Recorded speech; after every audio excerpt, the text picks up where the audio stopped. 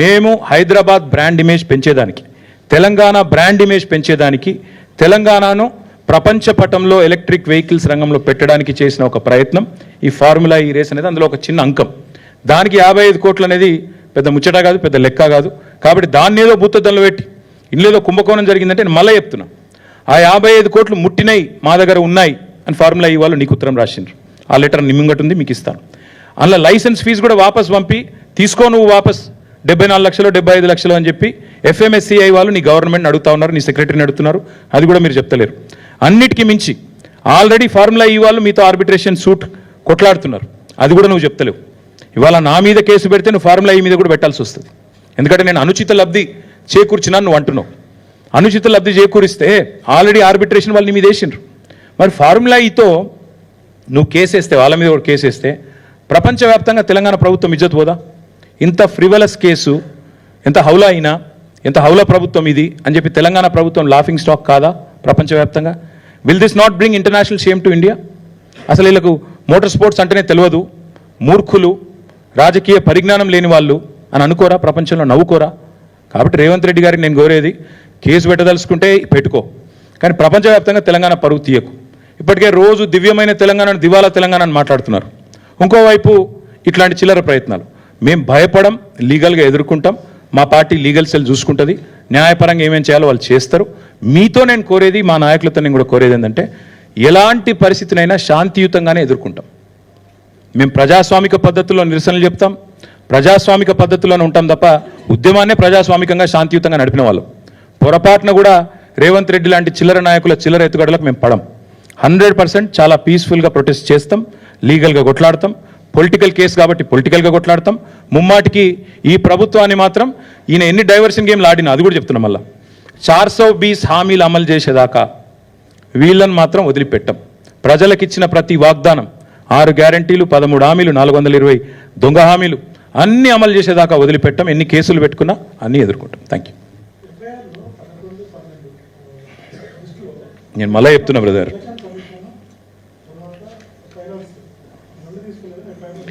Brother, FIR సంగతి లీగల్గా చూసుకుంటాం. నేను నీ కేసు గురించి చెప్పిన, అసలు ఏసీబీ కేసు పెట్టే అర్హత లేదని నేను అంటున్నా. కరప్షనే లేకపోతే యాంటీ కరప్షన్ ఎక్కడదా?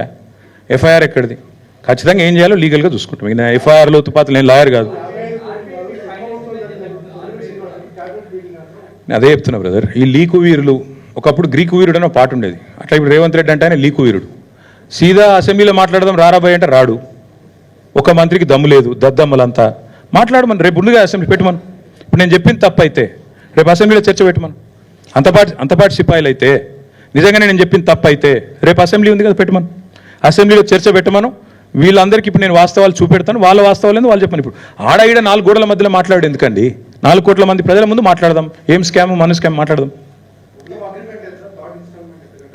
బ్రదర్ నేను మళ్ళీ చెప్తున్నా, మనం సగం కట్టినాం వాళ్ళకు, 55 కోట్లు ఏదో కట్టినాం, 55 ఎంతనో కట్టినాం. నాకు సరిగ్గా 5 సంవత్సరం కింద ముచ్చట. ఇక లాస్ట్ 1 ఇయర్ అంతా కొట్లాడనే కదా, మీరే చూస్తారు కదా. సరిగ్గా పేపర్లు అన్నీ ఉన్నాయి కదా, పేపర్లు అన్నీ ఉన్నాయి, కాగితాలు అన్నీ ఉన్నాయి, పైసలు ఎన్ని పోయినాయి, ఎన్ని ఆడ ముట్టినాయి, లెక్కపత్రం ఒక్కొక్క అనా పైసతో సహా ఉంటుంది. ఎట్లా పోతుంది? మిగతాది ఇంకా కట్టాలి అన్నారు. 50% కట్టిరు, 50% కట్టాలి అన్నారు. ఆ లెక్క ప్రకారం మేబీ అనదర్ 50-55 crores ఉండొచ్చు.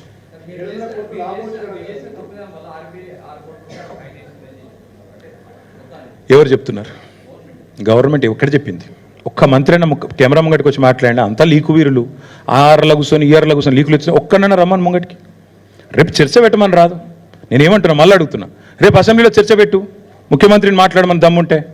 నిజంగా అంతా నేను తప్పు చేసింటే నేను మాట్లాడతా, అసెంబ్లీలో నేను మాట్లాడతా, నేను మెంబర్ని. రేపు అసెంబ్లీ ఉంది, సస్పెండ్ చేయి, మిగతా బిజినెస్ సస్పెండ్ చేసి పెట్టు. నేను వద్దంటున్నా. రేపు అర్ధరాత్రి 12 దాకా నడిపి, లేదా ఎల్లుండి నడిపి, నిన్ను ఓడిగొట్టి, లేదా 15 రోజులు పొడిగించు. మొదలు 10 రోజులు అవసరమైతే అన్ని ప్రజా సమస్యలు కూలంకషంగా మాట్లాడదాం.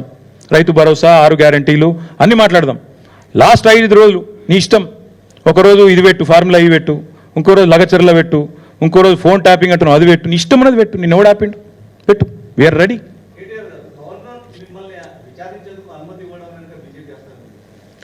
బ్రదర్ నేను ఒకటి మాత్రం పక్కా చెప్తున్నా, ఇందులో మరి ఆయనకి ఏం చెప్పినరో నాకు తెలియదు. ఆయన కూడా ఇట్లా ఏమైనా గోల్మాల్ చేయొచ్చు. ఇప్పుడు ఇవన్నీ ఈ డాక్యుమెంట్లు పబ్లిక్ డొమైన్లో లేవు. ఇవన్నీ గవర్నర్ గారికి ఇచ్చితే మేబీ ఆయన కూడా పునరాలోచిస్తుండేనేమో, నాకు తెలియదు. ఇప్పుడు నేను లేనిది నేను అనకూడదు. గవర్నర్ గారిని అనవసరంగా నేను ఆయనకు ఉద్దేశాలు ఆపాదించడం కరెక్ట్ కాదు. ఆయనకు కూడా దొంగ మాటలు చెప్పి ఒప్పించిర్రేమో. ఇప్పుడు వారిద్దరి మధ్యన జరిగిన ఉత్తర ప్రత్యుత్తరాలు గవర్నర్కు గవర్నమెంట్కు జరిగిన ఉత్తర ప్రత్యుత్తరాలు నాకు తెలియనప్పుడు నేను అనవసరంగా గవర్నర్ గారికి మోటివ్స్ నేను పెట్టడం మంచిది కాదు. కానీ ఒకటి మాత్రం పక్కా, ఇవన్నీ కూడా ప్రభుత్వం దాస్తా వచ్చింది ఈరోజు దాకా. ఫార్ములా ఈతో జరిగిన ఉత్తర ప్రత్యుత్తరాలు, పైసలు ముట్టిన రిసీట్లు, ఇవన్నీ కూడా నేరం జరిగిపోయింది, దొంగతనం జరిగింది అనేది డ్రామా ఆడుతుండ్రో ఇలా నేను బయట పెట్టినా. ఇప్పుడు నేను చెప్పింది తప్పైతే let chief minister hold discussion tomorrow in assembly. Brother ఇవాళ ఎఫ్ఐఆర్ అయిందట, ఒక నిమిషం, ఎఫ్ఐఆర్ అయిందట. ఇప్పుడు నేను గింత చెప్పినాక కూడా మెడకాయ మీ తలకాయ నోడైతే గింత చెప్పినాక లెంపలేసుకున్నారే తప్పు జరిగింది అని చెప్పి సపడే కూకోవాలి. ఇక నేను బుద్ధి తక్కువని, నేను ఎవరినైతే వాడిని అరెస్ట్ చేస్తా, ఎల్ఎన్టీ CFOని కూడా అరెస్ట్ చేస్తా, ఆయన కేవలం ఒక మాట అన్నాడు కాబట్టి నాకు నచ్చలేదు కాబట్టి నేను అరెస్ట్ చేస్తా అనే మూర్ఖులతో ఏం మాట్లాడతాం? నేను ఒకటే చెప్తున్నా బ్రదర్, లీగల్గా నేనే తప్పు చేయలేదు, నాకు గుండె ధైర్యం ఉంది, నేనే తప్పు చేయలేదు. ఇప్పుడు మళ్ళీ దాని కాయిదాలు నేను చూపెడుతున్నా, కరప్షన్ లేదు, కాకరకాయ లేదని చెప్తున్నా. ఇది ACB అనేది అసలు వాళ్ళకి అర్హత కూడా లేదు ఇందులో ఉండడానికి. Anti corruption bureau has no right to be a part of this investigation because there is no corruption. If there is no corruption, where is anti-corruption bureau? That's my question.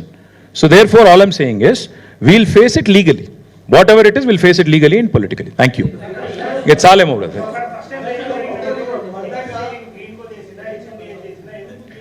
ఇంకా చాలా ఉన్నది కథ. ఇప్పుడు ఎందుకు ఇంత చెప్పినా కదా మళ్ళీ మేము ఇట్లే మూవ్ అవుతాం, వాళ్ళు అట్లా మూవ్ అవుతారు, మేము ఇట్లా మూవ్ అవుతాం. దమ్ముంటే చేతనైతే రేవంత్ రెడ్డి అనేటోడు మొగోడైతే ముందు ORR ఫస్ట్ ఆ టెండర్ క్యాన్సిల్ చేయమనండి, ఫస్ట్ అది క్యాన్సిల్ చేయమనండి, ఆ తర్వాత విచారణ చేయమనండి. రేవంత్ రెడ్డి మొగోడైతే